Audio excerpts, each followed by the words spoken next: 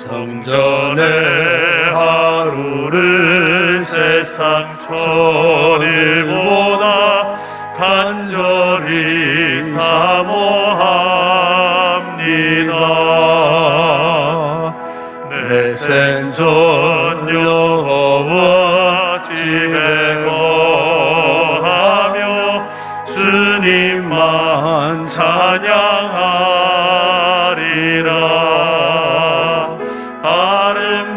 아름다우신 주님의 위엄 매일 새롭게 세우시네. 오 놀라우신 주님의 자비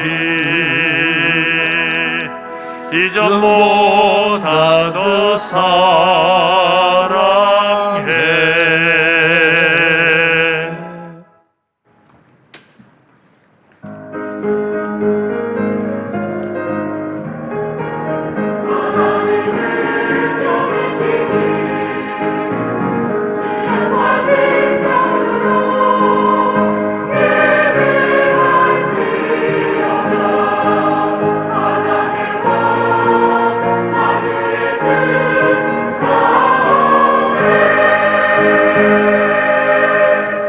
하나님 우리의 피난처시요 힘이시니 환난 중에 만날 큰 도움이시라.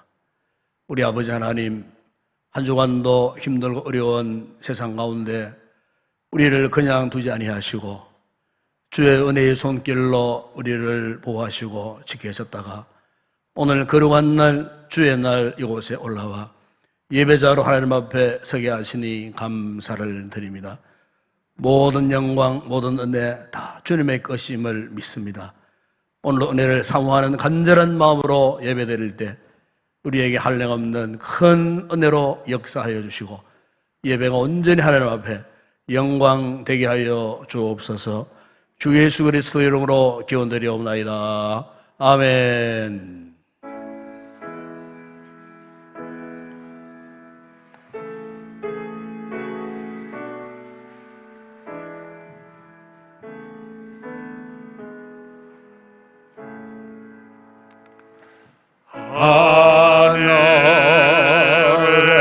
하늘에 계신 아버지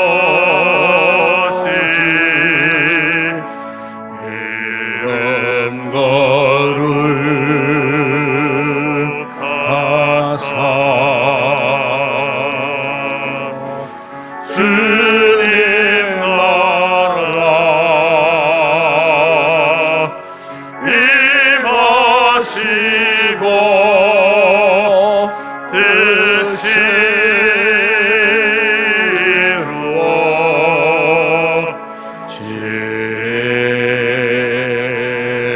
이루어지라.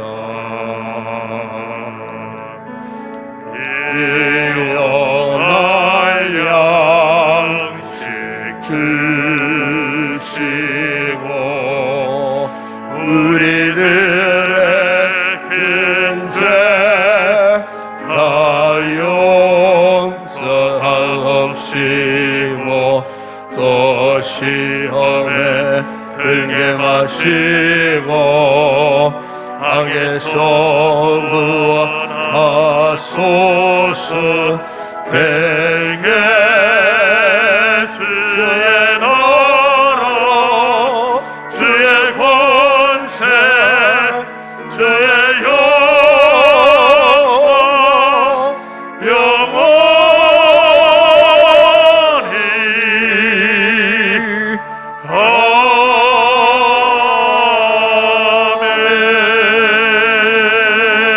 아멘. 땅과 거기에 충만한 것과 세계와 그 가운데 사는 자들은 다 여호와의 것이로다.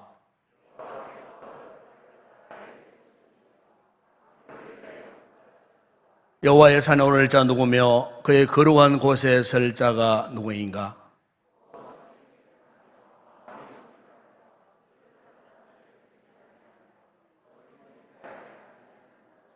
그는 여호와께 복을 받고 구원의 하나님께 의를 얻으리니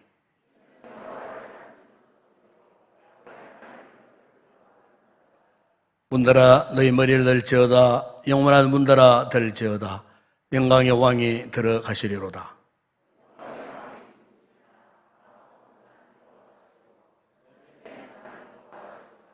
문들아 너희 머리를 들지어다. 영원한 문들아 들지어다. 영광의 왕이 들어가시리로다. 영광의 왕이 누구시냐? 만군의 여호와께서 곧 영광의 왕이시로다. 아멘. 전능하사 천지를 만드신 하나님 아버지를 내가 믿사오며 그 외아들 우리 주 예수 그리스도를 믿사오니 이는 성령으로 잉태하사 동정녀 마리아에게 나시고 본디오 빌라도에게 고난을 받으사 십자가에 못 박혀 죽으시고 장사한 지 사흘 만에 죽은 자 가운데서 다시 살아나시며 하늘에 오르사 전능하신 하나님 우편에 앉아 계시다가 저리로서 산자와 죽은 자를 심판하러 오시리라. 성령을 믿사오며 거룩한 공회와 성도와 서로 교통하는 것과 죄를 사하여 주시는 것과 몸에 다시 사는 것과 영원히 사는 것을 믿사옵나이다. 아멘.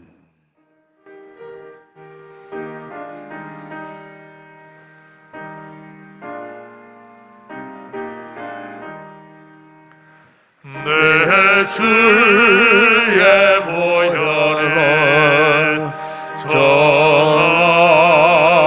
정하다 내 죄를 정케 하신 주 날 오라 하신다. 내가 주께로 지금 가오니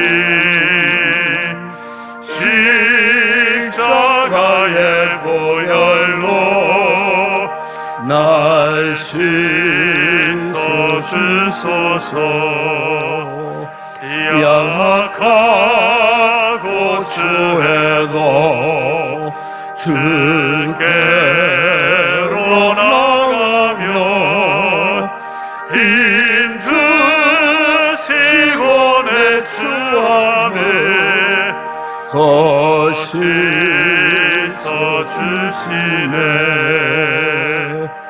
내가 주께로 지금 가오니 십자가의 보혈로 날 씻어주소서. 날 오라 하심을 온전한 믿음과 또 사랑과 평안함 다 주려 함이라. 내가 주께로 지금 가오니 십자가의 보혈로 날 씻어주소서. 큰 죄인 복받아 살 길을 얻었네. 한없이 넓고 큰 은혜 베풀어 주소서. 내가 주께로 지금 가오니 십자가의 보혈로 날 씻어주소서.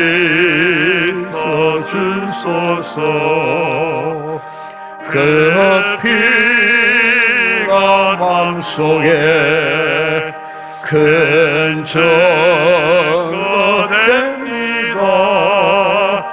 내 기도 소리 들으사 다 허락하소서. 내가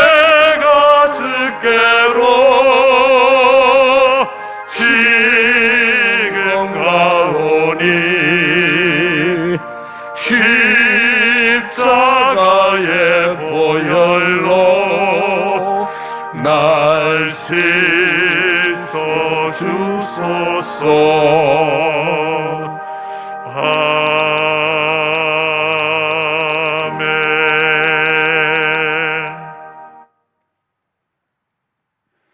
존귀와 영광을 받으시기에 합당하신 하나님 아버지, 오늘도 우리들에게 거룩한 주일을 기억하여 하나님 앞에 나와 예배할 수 있도록 은혜 주신 하나님께 감사와 찬송과 영광을 올려드립니다. 이 예배를 통하여 우리의 상하고 찢긴 심령들이 하나님의 임재하심을 통하여 치유함받는 귀한 시간 되게 하옵소서. 하나님 아버지, 한 주간도 세상에 나가 살면서 육신이 약하여 말씀대로 살지 못하였습니다. 교만과 욕심으로 사랑하는 사람들에게 상처를 주었습니다. 이 시간 우리들이 지은 모든 죄를 다 고백하오니 십자가의 보혈로 깨끗이 씻어 정결하게 하여 주옵소서. 다시는 범죄하지 않도록 성령 하나님께서 도와주시옵소서. 하나님 아버지, 코로나19 감염병으로 나라 전체가 어려움을 당하고 있습니다. 이 나라 이 백성을 사랑하시는 하나님, 이 나라 이 백성이 하나님의 진리를 깨닫는 나라가 되게 하옵소서. 대통령과 위정자, 지도자들이 하나님을 경외하고 국민을 위한 바른 정치를 펴나갈 수 있도록 지혜와 명철을 허락하여 주옵소서. 지금 이 나라에는 생활고로 인해 힘겨운 삶을 살아가는 사람들이 많이 있습니다. 정치가 바로 서고 경제가 살아나서 이 어려운 민생들에게 살아갈 수 있는 희망을 줄 수 있는 정치를 할 수 있도록 하나님께서 도와주시고 겸손한 마음으로 백성을 섬기고 존중하는 성숙한 정치를 하도록 인도하여 주옵소서. 오늘도 우리들에게 말씀을 선포하실 목사님에게 영역을 더하여 주시어서 준비하신 말씀 잘 선포하게 하옵소서. 듣는 모든 성도들이 심령과 골수를 찔러 쪼개기까지 하는 능력의 말씀이 되게 하옵소서. 오늘 들은 말씀이 내일부터 시작되는 한 주간의 삶 속에 이정표가 되게 하옵소서. 하나님 아버지, 우리 인동교회가 모든 예배와 사역들이 회복 단계에 있습니다. 하루속히 완전히 회복되어질 수 있도록 하나님께서 도와주시옵소서. 셀 모임, 행복 모임 2주차에 들어갑니다. 앞으로 복음 사역을 잘 감당할 수 있도록 하나님께서 은혜를 베풀어 주옵소서. 할렐루야 찬양대가 잘 준비된 찬양을 하나님께 올려드립니다. 홀로 영광 받아 주시옵소서. 오늘도 여러 분야에서 예배를 돕는 주의 종들에게 하나님께서 크신 은혜 내려주시옵소서. 감사를 드리옵고 살아계신 예수님의 이름으로 기도하옵나이다. 아멘.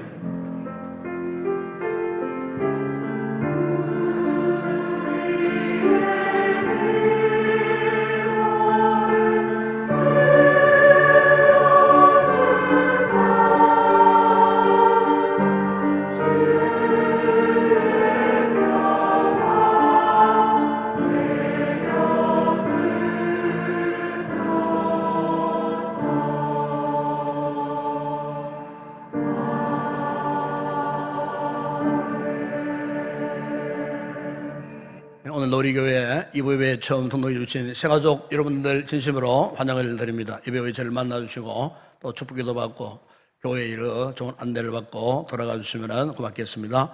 오늘 정기당회는 오후 1시에 당회실에서 갔습니다. 그리고 피택자 교육 2주차 교육이 오후 예배에 본당에서 바로 진행되겠습니다. 10월 봉사위원 안내가 주보에 게재되어 있습니다. 잘 살펴보시고 해당되시는 분들은 다음 주일 10월 첫째 주일입니다. 꼭 기억하시고 맡은 자리 충성해 주시기를 바랍니다. 특별히 이번 주간은 수요일부터 추석 연휴에 들어갑니다. 멀리 가시는 분들 교통편 조심하시고 무엇보다 어디 가시든지 간에 사람들이 많은 곳에 가시면은 방역 예방 철저하게 잘 지키셔갖고 안전하게 잘 돌아오시기를 바랍니다. 가정예배 드리는 가정들은 오늘 주보 간지에 예배 몸 올라가 있습니다. 잘 참고하시기를 바라고, 연수주간 동안 이번 주간에는 수요 제자대학 2학기 목용 양육반 그리고 금요 기도회가 휴회가 되겠습니다. 그리고 행복 모임과 셀가족 모임은 월화 양일간 시간을 잘 조정해서 진행하시고, 특별히 행복 모임 3주차 사랑의 편지 꼭 빠뜨리지 마시고 꼭 발송하시기를 바랍니다. 그리고 피택자 교육 다음 주간은 휴회하도록 하겠습니다. 다음 주 새벽기도 기도는 박재신 지사님, 특성원 제3남주도 회원들이 담당하겠습니다. 이 시간 주님 앞에 귀한 예물 올려드립니다.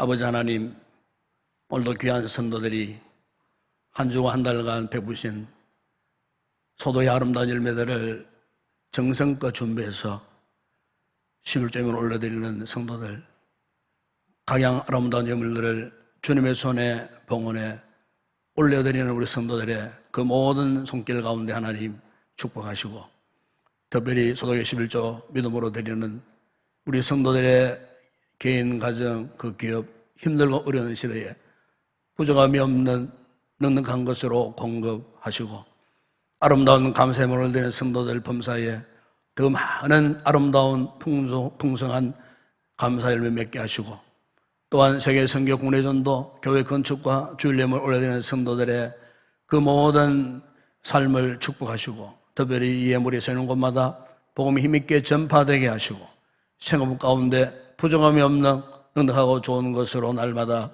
공급하여 주시기를 원합니다. 오늘도 강단의 아름다운 꽃으로 헌하는 종회가정과 가족 그 기업 위에 큰 복을 허락하시고, 오늘도 예배를 돕는 우리 찬양대원들 성령 충만하여 기쁨으로 올리는 찬양이 하나님 앞에 영광되게 하시고, 오늘도 시간과 몸을 들여 헌신하는 모든 헌신자들의 수고가 주 안에서 결코 헛되지 않을 줄로 믿습니다. 우리 주일학교를 축복하시고 수고한 교사들에게 주님의 은혜와 위로를 다하시며, 말씀을 훈련받은 우리의 자녀들 말씀 안에 잘 자라나 믿음의 큰 용장들로 세워지는 믿음의 역사가 있게 하시고, 오늘에 드려지는 모든 예물 선물이 온전히 주의 손에 올려드릴 때에 오병이의 놀라운 역사가 일어나게 하시고, 열두왕주를 남는 풍성한 은혜와 복을 받아 누리게 하여 주시옵소서. 예수님의 이름으로 기도드리옵나이다. 아멘. 오늘 상고할 하나님 말씀입니다. 오늘은 신약성경 고린도전서 제13장 11절 한 절만 함께 합독을 하도록 하겠습니다. 고린도전서 제13장 11절 한 절 다 같이 합독을 하겠습니다. 내가 어렸을 때에는 말하는 것이 어린아이와 같고, 깨닫는 것이 어린아이와 같고, 생각하는 것이 어린아이와 같다가 장성한 사람이 되어서는 어린아이의 일을 버렸노라. 아멘.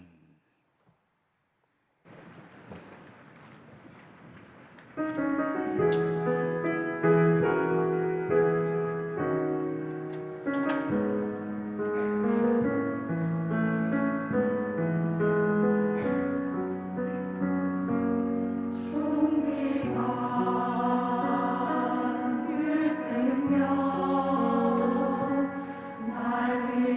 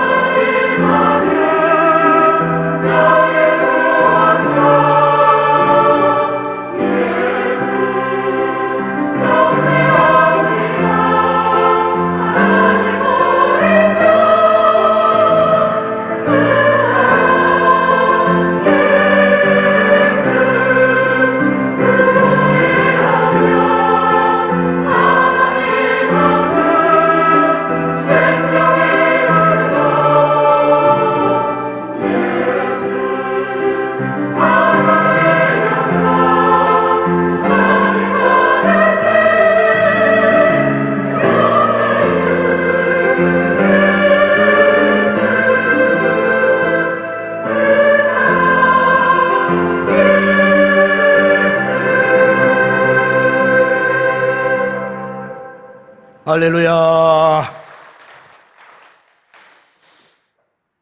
우리가 가정에서 이 자녀들을 양육하다 보면은 참 우리가 예상하지 못했던 상황들을 많이 만나게 됩니다. 특별히 아이가 이제 한 단계 이렇게 자라가려고 할 때 보면은 되게 이렇게 이제 몸이 아파해서 참 부모의 마음을 애타게 할 때가 있습니다. 그런데 알고 보면은 그 아픔의 이 과정을 지나가고 나면은 참 신기할 정도로 조금 더 자라난 그런 모습을 발견하게 됩니다. 그러니까 이 녀석이 아픈 것이 그냥 아픈 것이 아니고 이렇게 성장하기 위한 아픔이었구나 하는 것을 깨닫게 됩니다. 그래서 이제 대개 이제 아이들이 한참 자라날 때 3살에서 한 12살 사이에 찾아오는 공통적인 현상이 있죠. 그게 뭐냐면은 성장통이라고 하는 이제 아픔이 있어요. 그러니까 이 성장통이라고 하는 것은 뼈가 급속히 이렇게 자라가는 속도에 비하면은 근육이나 힘줄이 그렇게 같이 자라가지 못하니까 거기 오는 트러블로 인해 갖고 이제 근육, 특히 종아리나 허벅지나 또 무릎 부위에 그렇게 이제 이 통증이 따른다는 거예요. 그런데 그것은 아이의 어떤 병이 아니에요.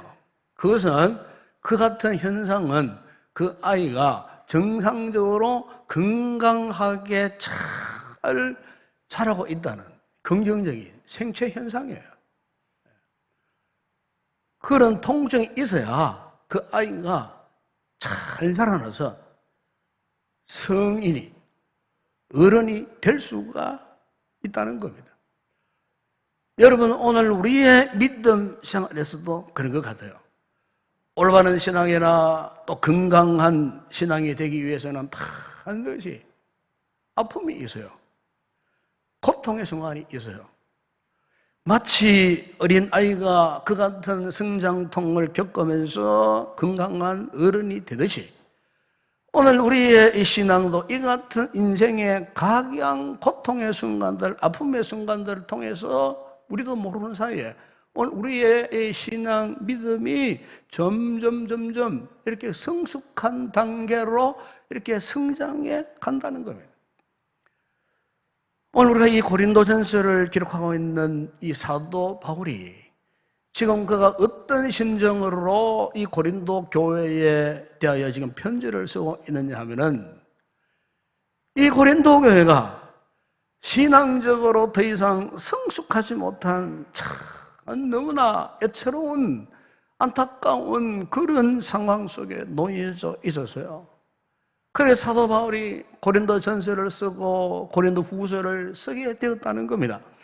당시 고린도 교인들이 살고 있던 고린도라는 도시는 정말 엄청나게 큰 도시예요. 제가 몇 년 전에 이 고린도를 한번 가본 적이 있어요. 거기 가보니까 엄청나게 큰 대운하가 협곡 같은 큰 대운하가 그 지중해 바다로 연결됐는데 지금도 보니까 큰 배들이 무역선들이 유조선들이 그렇게 들락날락하는 그 같은 광경을 보게 되었어요. 이미 그것은 2000년 전에 이미 건설된 협곡 같은 대운하였어요.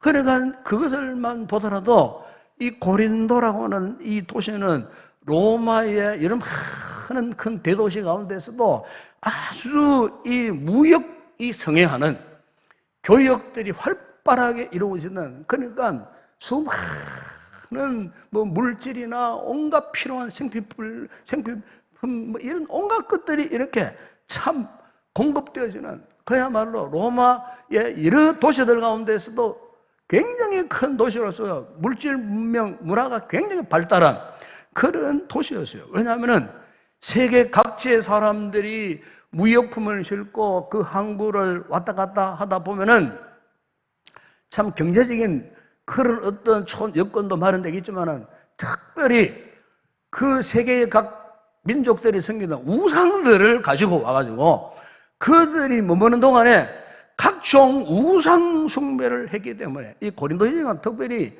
다른 어떤 지역보다도 각가지 5만 가지 우상 문화가 들끓던 그런 도시였어요. 우상 문화가 들끓었다고 하는 말은 도덕적으로 윤리적으로 절대로 건강하지 못했다는 거예요. 그러니까 사람들이 성적으로 막 타락한 것은 뭐 이루 말할 수 없고, 심지어 고린도 교회 안에조차도 그 같은 성적인 문제를 다루지 않으면 안 되는 이런 적용에 참으로 말도 많고 탈도 많았던 교회가 바로 이 고린도 교회였어요. 그 오정현 선생님이 고린도 교회 성도를 향하여서 고린도전서 초도 3장 1절에 3절에 보면은 정말 당신들은 육신에 속한 자, 곧 그리스도 안에서 마치 어린 아이와 같았다. 내가 너희를 대할 때에 어린 아이를 대함과 같이 했다. 내가 너희를 젖으로 먹이고 밥으로 하지 아니했다. 그럼 사도 바울이 고린도 교회의 지금의 영적 상황을 바라보니까 마치 어린 아이, 아직 미숙한, 다 자라나지 못한 어린 아이의 모습과도 같았다. 그래서 여러분, 고린도전서 13장에 읽어보게 되면은 이 같은 고린도 이 교회, 이 성도들의 모습을 그가 이야기하면서 단순히 사도 바울이 고린도 교회의 그런 어린아이와 같은 상태를 뭐 책망만 하려고 한 말씀이 아니고, 오늘 본문에 보게 되면은 고린도 교회 성도들뿐만 아니고 바로 자신에 대해서 말하는, 자신에 대해서, 자기 자신에 대해서 뭐라고 말씀합니까?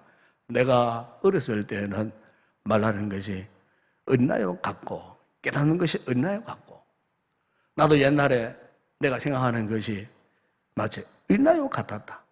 그러나 지금은 장성한 사람이 되어서 이거 같은 어린아이의 일을 내가 버렸다. 여러분, 여기에 사도 바울이 고린도교회 성도에서 내가 어렸다고 하는 말은요, 육신적인 뭐 유년 시절, 육체적인 나이 어릴 때 그때 그런 이야기를 하는 게 아니에요. 이게 사도 바울이 여기에 내가 어렸을 때라고 하는 말은 내가 예수님을 잘 모르던 시절에, 내가 예수님을 확신하지 못했던 그 시절에, 그때 내가 영적으로 보니까 내가 마치 지금의 당신들처럼 나도 역시 참 어린아이 같이 그렇게 살았던 적이 있었다. 그런데 이 같은 내가 예수님을 만나고 예수님을 알게 되면서부터 비로소 이제는 내가 어른스러운 삶을 살게 되었다 하는 고백이 바로 오늘 본문 21절의 이 고백이에요. 여러분, 사실 오늘 우리의 신앙생활도 그래요. 우리가 올바르고 건강한 이 신앙이라는 것은 다른 게 아니고요, 이 같은 어린 아이의 모습에서 이제 어른의 모습으로 성숙해 가는 것을 말하고 있어요. 여러분, 우리가 하나님을 믿는다 하면서도 마치 어린 아이가 투정을 부리듯 제 것만 알고 자기 것만 앞세우고 자기 것만 고집하고 자기 알능한 자존심만 앞세우고 형제를 사랑하지 못하고 상처를 주고 이간질을 하고 교회가 이리저리 참 분리되도록 잘못 말하고, 사실 지금 고린도 교회가 오늘 우리가 알고 있는 교회 안에서 이 모든 문제가 이 고린도 교회 안에 다 있었어요. 왜냐하면은 영적으로 성숙하지를 못했기에 지금 그들이 어린 아이와 같은 상태에 머물러 있었다는 거예요. 그래서 우리가 이 고린도서 13장을 일명 사랑장이라고 하죠. 사랑장. 앞에 사랑은 쭉 말씀하시면서 오늘 11절 말씀하고 있는데 그 앞에 보세요. 왜 사도 바울이 이런 사랑에 대해서 강조를 했겠나? 믿음, 소망, 사랑, 그 중에 제일은 뭐라고 했어요? 사랑이라고 그렇게 강조했을까요? 왜냐하면 신앙생활이 성숙해지면 성숙해질수록 이렇게 사랑을 실천하게 되었어요. 사랑의 한 열매를 맺게 되었어요. 다시 말하면은 하나님을 사랑하고 이웃을 사랑하는 성숙한 모습. 그래서 이 사도 바울은 믿음, 소망, 사랑 가운데에서도 가장 중요한 것은 사랑이라고. 다시 말하면은 우리가 좀 더 성숙한 그런 믿음의 삶을 살아가야 되지 않겠느냐고 그렇게 지금 강조하여 지금 말씀하고 있는 거예요. 실제 이 말씀을 하고 있는 사도 바울조차도 사실은요, 지금까지 수많은 사람들에게 비판 많이 받았어요. 특별히 사도 바울이 지금까지 가슴앓이 하고 있는 문제가 뭐냐면은 그의 사도권에 관한 문제였어요. 그러니까 사람들이 이 바울 사도를 사도라고 부르지 않는 거예요. 당신이 어디 사도냐? 당신이 뭐 예수님이 직접 불러주신 제자냐? 다른 12제자들은 예수님이 살아계실 때까지 동반하고 동행하고 예수님 직접 눈으로 보고 목격하고 만진 바 여러 가지 많은 살아있는 생생한 경험들이 많은데 그런 사람들이 사도지 어떻게 당신, 심지어 당신은 예수님 된 사람 잡아다가 오게도 가두고 쫓아가가지고 수많은 사람들을 폭행도 하기도 하고 했던 당신이 어떻게 사도가 될 수 있느냐고. 그래서 이 사도 바울의 과거 지사 때문에요, 가는 곳마다 특히 고린도 교회 역시 마찬가지예요. 바울 사도의 사도성을 부인하고 부정해버려줘요. 실제 사도 바울이 이런 오해를 받기 십상인 것이 뭐냐면은 스데반 집사를 죽일 때에 이 사도 바울이 그때 사울이었죠. 돌을 쥐고 그 현장에 있던 사람이었어요. 저 멀리 다메섹까지 가가지고 예수님의 사람 잡아다가 체포해 죽이려고 했던 사람. 그 당시에 기세 등등 살벌했던 유대주의자의 행동대장 역할을 했던 사람. 이 같은 사도 바울의 과거를 기억하는 사람이라면 그의 사도권 사실 인정하기가 힘들지 않았겠어요? 바울 자신 역시 날마다 바로 이 같은 비판, 시비 속에 살아야겠다는 거예요. 그러니까 여러분 얼마나 참 바울 입장에서는 좀 괴롭게 했어요. 믿음이 없으면 쉽게 낙심할 수밖에 없는 그런 상황. 그러면 그럴수록 이 바울이 분명할 수 없던 것은 나는 누가 한 번 해도 예수님을 만난 사람이다.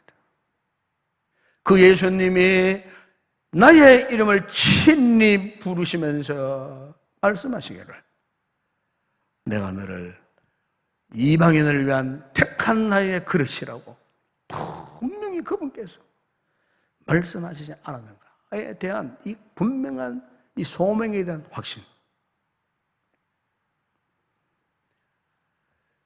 바로 이 확신 때문에 바울이 그 같은 공격, 비판, 비난 가운데서도 절망하지 않고 오히려 자신이 경험했던 과거의 연약함들을 오히려 고백을 합니다. 우리가 거기 쓰신 쭉 보게 되면은 디모데전서 1장 13절에 보면은 나는 이전에 비방자요, 박해자요, 폭행자였다고 그렇게 고백하는 것을 볼 수 있고 고린도전서 15장 9절에 보면은 나는 사도 중에 가장 작은 자라. 왜?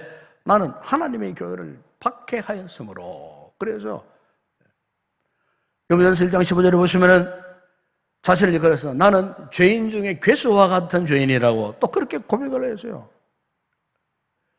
그러면서 그는 이 같은 상황 가운데에 복음을 전하면서 온갖 참 고난과 고통 가운데서도 낙심하지 않았다. 고린도 4장 8절에 보시면은 우리가 사망으로 우기삼을 당하여도 사이지 아니하고 답답한 일을 당하여도 낙심하지 아니며 이 바울 선생을 보게 되면요 낙심하지 아니했다는 말이 곳곳에서 나옵니다. 고린도서 여러분 4장 16절에 보시면은 그러므로 우리가 낙심하지 아니하노니. 그런데 여러분 사도 바울이 이 같은 비난과 비판과 고통의 그 상황 가운데 그가 어떻게 이 모든 상황을 이겨낼 수가 있었겠나? 그 원인이 무엇인가에 대해서 이 사도 바울이 고린도전서 15장 10절에서 이런 위대한 고백을 합니다. 바로 그 말씀이 무엇입니까? 그러나 내가 하나 된 것은 하나님 은혜로 된 것이니 내게 주신 그의 은혜가 헛되지 아니하여 내가 모든 사도보다 더 많이 수고하였으나 내가 한 것이 아니요 오직 나와 함께 하신 하나님의 은혜로라. 하나님의 은혜라 그랬어요. 그 같은 힘들고 어려운 역경, 그 모든 상황, 아니 그가 일평생 복음의 사도로 사명을 감당할 수 있었던 이 같은 참 장성한 믿음의 사람이 될 수 있었던 것은 다른 게 아니고요, 하나님의 은혜였다고. 그가요 결론적으로 그런 고백을 하고 있어요. 하나님의 은혜. 여러분, 은혜가 무엇일까요? 여러분, 은혜는 자격이 없는 자에게 자격 있는 것처럼 여겨주시는 게 은혜예요. 나는 한 일이 아무것도 없어요. 그런데 그분이 일방적으로 나에게 큰 선물을 안겨다 주시는 거예요. 이게 이제 은혜라고 하는 카리사라는 문자적 의미가 그런 뜻이에요. 나는 너무 부족해. 나는 약해. 나는 실수도 많아. 지금까지 모순 속에 살아왔어. 그런데 하나님이 그 모든 것 다 덮어두시고 일방적으로 우리를 사랑하시는 거예요.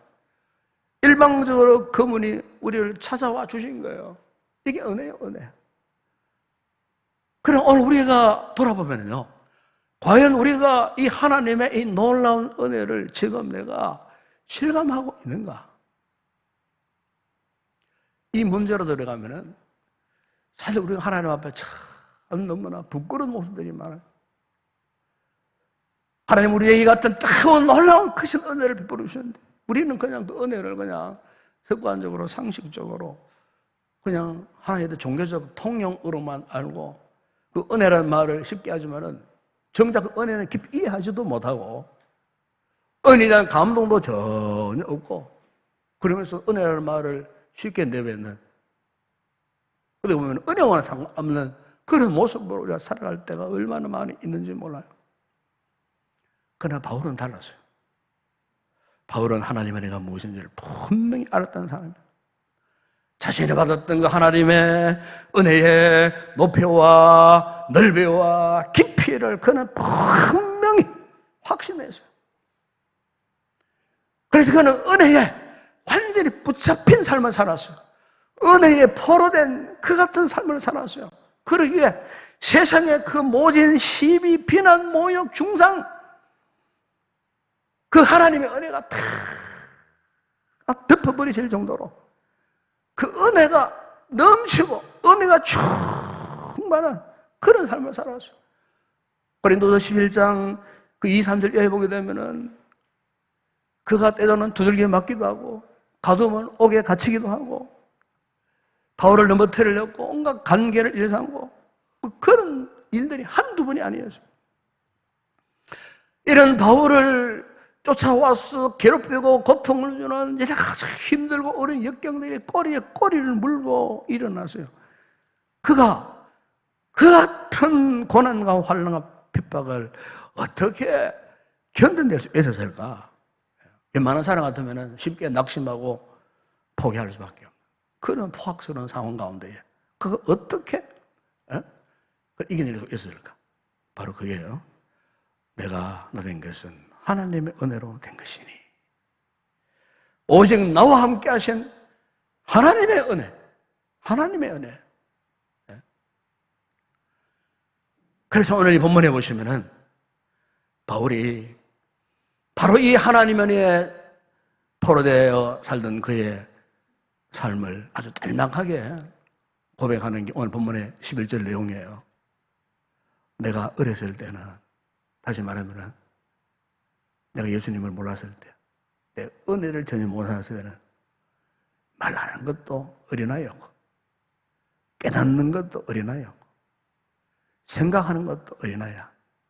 그런데 내가 바로 이 은혜를 깨닫고 나는 이제 장성한 사람이 되었노라.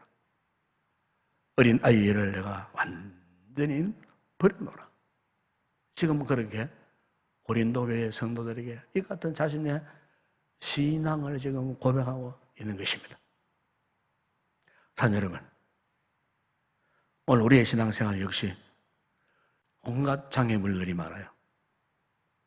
그 장애물 가운데는 나 자신의 내적인 문제뿐만 아니고 외적인 문제들, 외적으로 불어닥쳐오는 여러 가지 환경적인 문제들, 인간적인 관계 문제, 뭐 경제적인 문제, 요즘 같은 이 코로나 시대에 이 건강에 두려움의 문제, 각가지 안전 문제, 뭐 지금 이 순간에도 우리가 예측 불허의 하루를 살면서 어떤 일을 만날지, 어떤 위급한 다급한 상황을 만날지 우리는 알 수 없는 참 앞날을 예측할 수 없는 이런 상황 속에 지금 우리가 살고 있어요.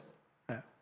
자, 이런 상황 속에 살고 있을 때에 여러분 정말 중요한 것이 뭐겠습니까? 신앙입니다. 신앙. 신앙. 장성한 신앙. 성숙한 신앙. 바울에게는 이 같은 장성한 신앙이 있었어요. 성숙한 믿음을 갖고 살았어요.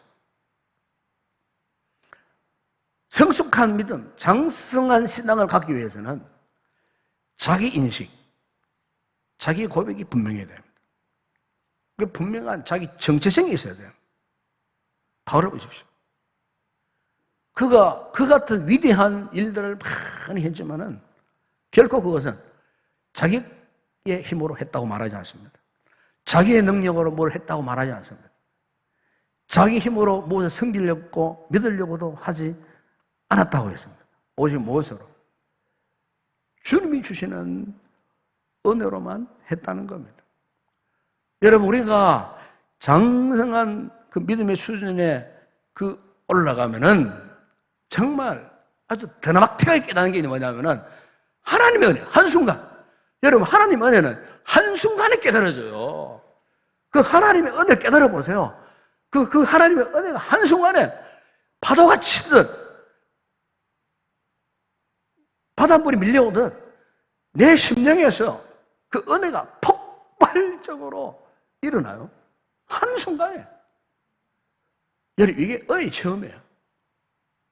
이 어려운 시대에 우리가 정말로 이같이 바울 사도가 경험했던 이 놀라운 은혜를 이 깨닫는 정점, 여러분 신앙생활에 이 은혜를 깨닫는 정점에 오시면 안 돼요.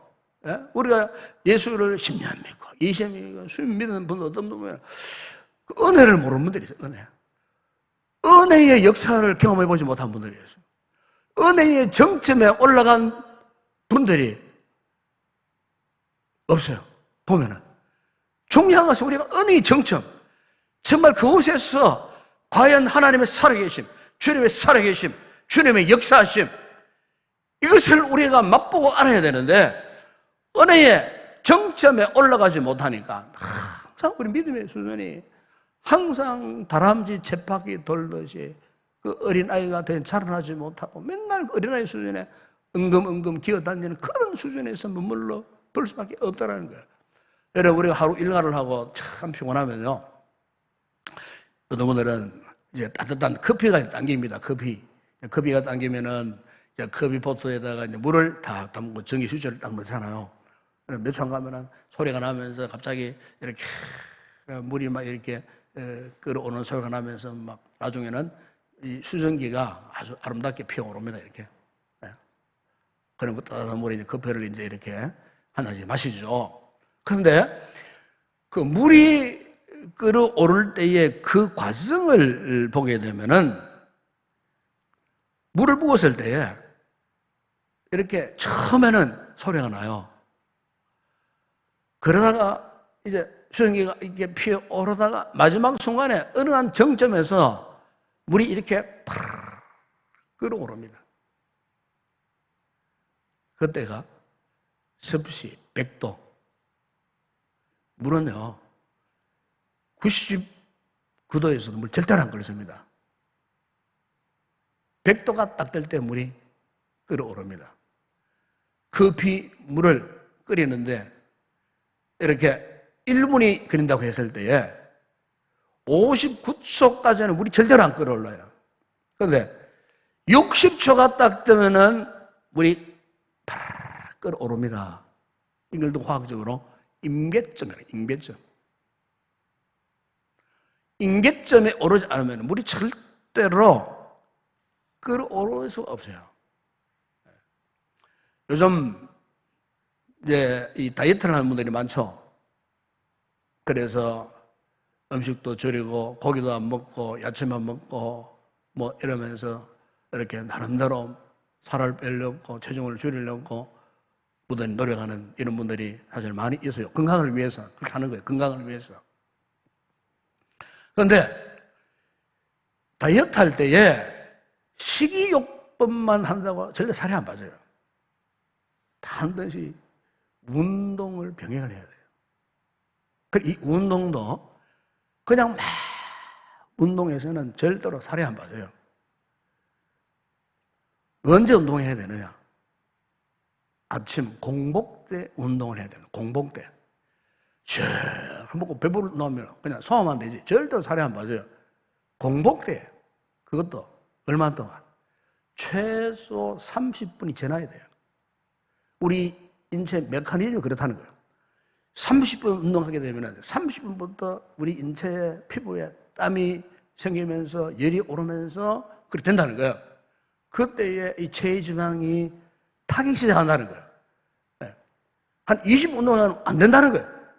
그것도 공복에, 그것도 매일매일 해야 된다는 거예요. 그러니까 여러분 우리가 이 다이어트에 살 뺀다는 게 여간 힘든 일이 아니에요. 자기와의 싸움이에요. 그러니까 매일매일 최소 30분 이상은 땀이 맺히는 운동을 해야 우리 몸에 체지방이 빠진다. 이거는 제 말이 아니고 이거는 전문가의 말이더라고요. 그것도 공복 때 속이 비었을 때야 우리 몸속에 들어 찌꺼기들이 배출된다는 거예요. 여러분 오늘 우리의 신앙생활에서도 저는 그렇지 않나 생각되어져요. 영적인 임계점 거기를 도달하지 못하면은 우리의 신앙은 더 이상 한 단계 성숙한 단계로 나갈 수 없어요. 영적인 체지방을 빼기 위해서 그 30분 이상의 정말 참 어떻게 보면 자기와의 싸움이에요. 각고의 노력이에요. 그 단계 그 순간을 벗어나지 못하면은 자기 몸의 변화를 기대할 수가 없어요. 여러분 오늘 우리도 마찬가지입니다. 신앙생활에서 우리가 이 영적인 임계점을 돌파하는 비결이 뭘까요? 그것은 다름 아닌 하나님만을 바라봐야 돼요. 어떤 위기, 요즘처럼 참 힘들고 어려운 위기의 시대에, 환란의 시대에, 혼란스러운 이런 시대에 여러분 한순간만 세상을 향하여 눈을 돌려보세요. 한순간에 우리 믿음이 그냥 다 사라락 눈 녹다가 녹아버려요. 믿음이 건져낼 찾아볼 수가 없어요. 지금 우리가 치열하고 무시무시한 영적 전쟁 속에 지금 놓여 있어요. 이 같은 우리가 잠깐이라도 하나님을 놓쳐보세요. 믿음의 끈 놓쳐보세요. 우리 신앙을 어떻게 이끌어갈 힘이 없어요. 온전히 하나님만 바라봐야 되는 하나님. 하나님께로 우리의 그 모든 관심을 집중해야 되는 거예요. 그러면 그 어떤 인생의 낙심의 바다 속에 빠져서도 기어코 허우적거려서 헤엄쳐 거기에 빠져나올 수가 있는 거예요.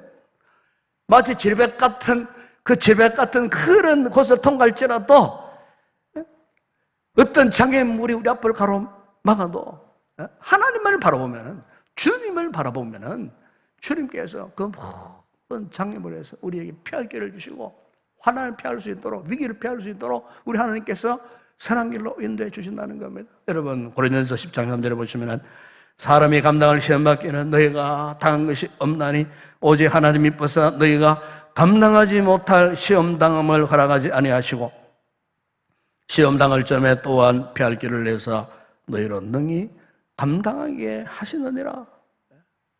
하나님께서 우리가 그 어떤 위기 속에 있다 할지라도 고통 속에 있다 할지라도 하나님께서 다 우리의 피할 길을 여시고 우리를 감당하게 하시고 머리를 이끌어 가시는데, 여러분, 우리가 이 하나님 바라보지 않고 어떻게 위기의 시대를 우리가 통과할 수 있겠어요? 극복할 수 있겠어요? 그래서 하나님을 바라봐야 되는 거예요. 미국 가면은 유명한 육군 상원학교, 웨스트 포인트라고 하는 육군 상원학교가 있습니다. 미국 역대의 유명한 전쟁 영웅들이 다 여기에서 배출되어졌어요. 그런데 그 웨스트 포인트 생도들을 훈련시키는 정원 훈련시키는 그 교과서 안에 우리 한국 사람으로서는 유일하게 그 임종덕 씨의 이야기가 있어요. 이 임종덕 씨는 신시한 크리스찬입니다. 장모님이셔요. 이분의 이름이 그 책 속에 있어요. 이분이 누구냐면은 6.25 때 그의 아버지는 독립운동가였어요. 일제 때. 그의 어머니는 저 서울의 숙명여고 교사였어요. 그때 복음의 초창기에 이미 복음을 받고 아버지는 독립운동하시고 어머니는 그 숙대에서 크리스찬 스쿨에서 이렇게 아이들을 가르치는 교사에 가르치는데 이제 전쟁이 일어나고 6.25 전쟁 일어났는데 이 북한군들이 서울 시내 이제 들어와가지고 그 이제 독립운동가 가정 뭐 사회운동가 인사들 다 이제 불러 모아놓고 이제 자아비판시키고 이제 이렇게 이제 하는 인민재판을 하는 그런 상황들이 이 어린 이 임종덕이가 무서워가지고 옆에 담벼락 밑에 높은 나무 위에 올라가 숨고 있었어요. 그런데 그 아들이 보는 앞에서 이 인민군들이 그 아버지 어머니를 총살을 하고 옆에 장작더미를 쌓아놓고 두 부모를 그 시신을 얹어놓고 아이가 보는 앞에서 그런 만행을 저질러 버린 거예요. 내려올 수도 없고 울 수도 없고 잡히면 같이 죽으니까 이런 엄청난 큰 충격을 어린 나이에 받고 그때부터 이 전쟁 고아가 된 겁니다. 전쟁 고아가. 그 서울 시내에 그냥 거지로 돌아다니고 그러다가 아마 이 어릴 때부터 상당히 리더십이 있었던 것 같아요. 이 전쟁 고아들을 한 100여 명을 모아갖고 서울에 가면 염천교에 있습니다. 지금도 있습니다. 그 다리가. 염천교 밑에서 이제 공동체 생활을 하는 거예요. 그 공동체 생활하는데 그 전쟁 고아들 가운데 왕초 노릇을 한 거예요. 그걸 한 번은 보니까 이 전쟁 고아들에게 먹을 양식이 없는 거야. 그래가지고 뭔가를 얻어야 되겠는데 얻을 수가 없어요. 마침 바로 서울역 옆이잖아요. 염천교 옆에 서울역이 있는데 그 서울역 미군 전용 그 주차장에 그날따라 미 5 공군 사령관 스티브 도마스 화이트라는 이 별세계단 중장이 오니까 이제 환영식을 한 거예요. 근데 그 현장에 몰래 잠입에 들어가지고 그 공군 사령관이 타고 자동차 트렁크를 열고 그 안에 가방을 훔치려고 하다가 체포된 거예요. 그걸 헌병들이 끌고 간 거예요. 그런데 너 왜 사령관의 이 가방 훔치려고 했느냐 그러니까 내가 이야기를 하는 거예요. 지금 전쟁과 100여 명이 나와 함께 지금 굶어 죽을 정이 있는데 이 아이들을 살려내기 위해서 울면서 이런 일을 하니까 이 보고가 이 중장 스티브 도마스 화이트 중장의 보고가 된 거예요. 그러니까 이 중장이 이 서울 조선호텔에 숙소를 하고 있다가 빨리 그 아이를 불러오라. 그래서 사령관 호출을 받고 이 임종덕이가 사령 앞에 간 거예요. 이야기 들어보니까 사령관 너무나 감동을 받았어요.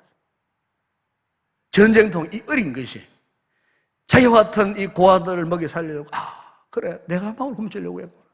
그래서 이 사령관이 감동을 받고 이 사령관이 그때부터 이 임종덕이를 자신의 하우스보이로 채용을 했어요. 우리로 말하면 이제 주인의 뒷바라지해주는 머슴살이 비슷하게 이렇게 먹고 자고 입히고 다. 그때 이제 마치 그 사령관의 아들이 교통사고로 죽어버렸어요. 미국에서. 그랬을 때에 이 화이트 중장이 임종덕이를 자신의 양아들로 삼습니다. 양아들로. 네. 워낙 신실하고 착하고. 그래서 양아들로 삼아하고 미국으로 데려갑니다. 미국에 데려가서 그 하버드 대학에 입학을 하고 공부를 잘해서 청년에 대해서 월남전에 참전을 했어요. 미군으로서. 월남전에서 엄청난 많은 참 고통을 당하는 가운데 많은 전공을 올렸어요. 이때에 다시 기환돼가지고 그 당시에 존슨 대통령이 그를 백악관으로 초청을 했어요.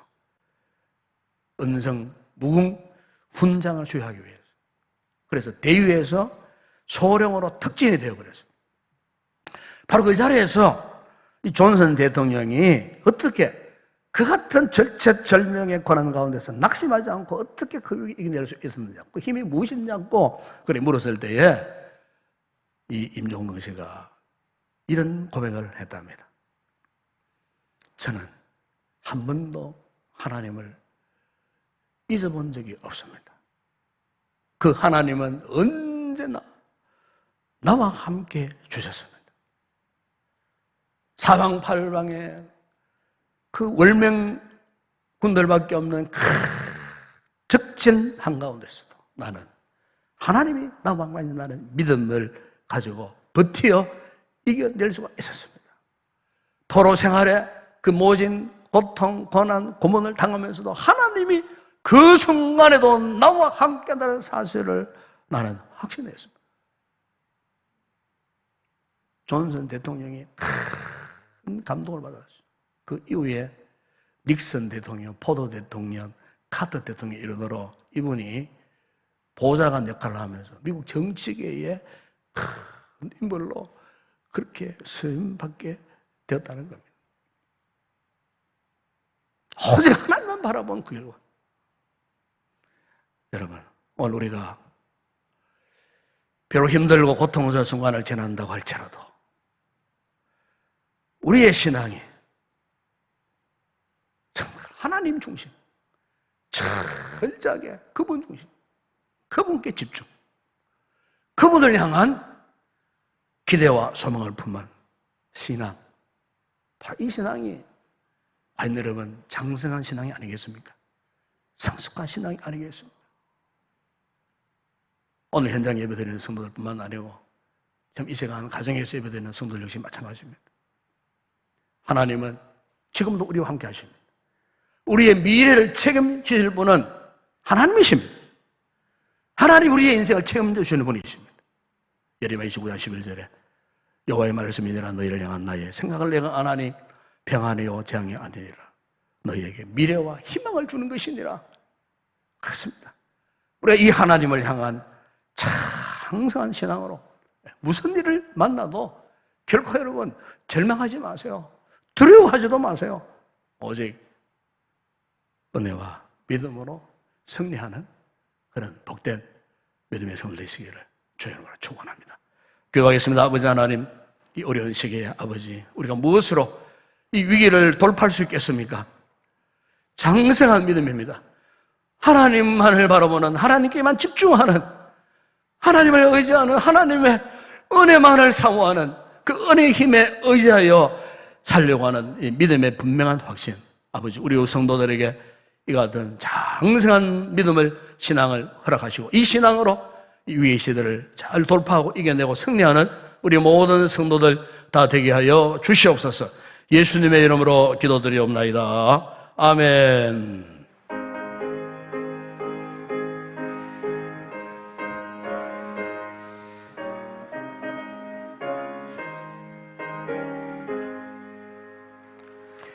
너희 마음에 슬픔이 가득할 때 주가 위로해 주시리라.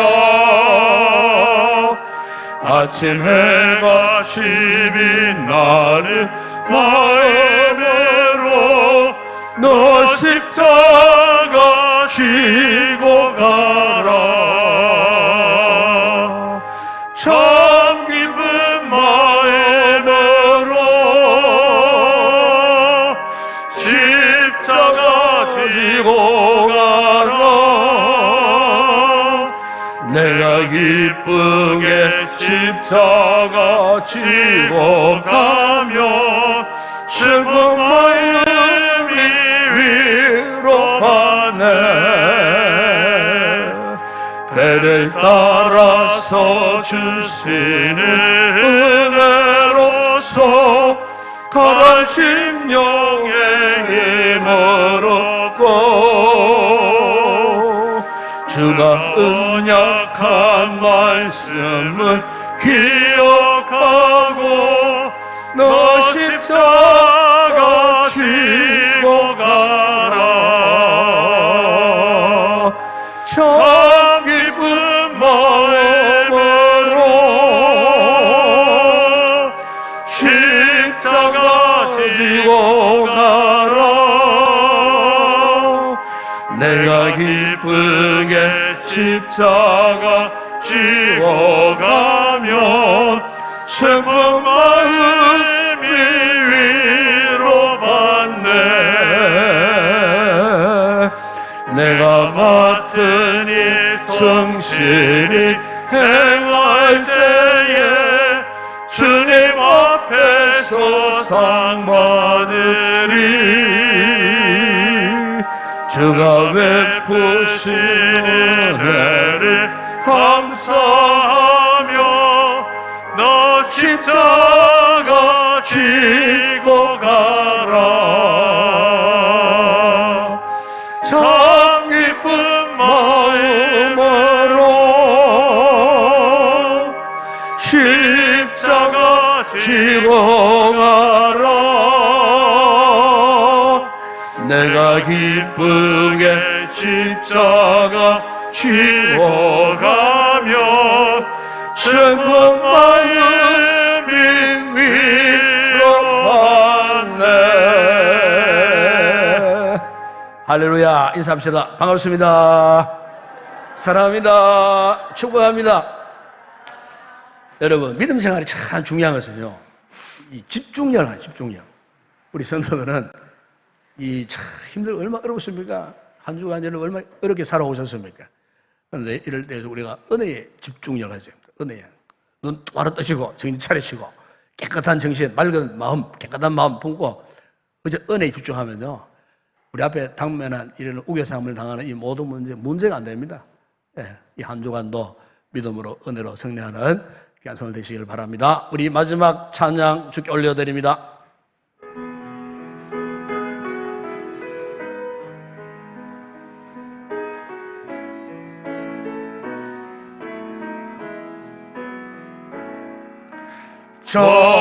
전심으로 주 찬양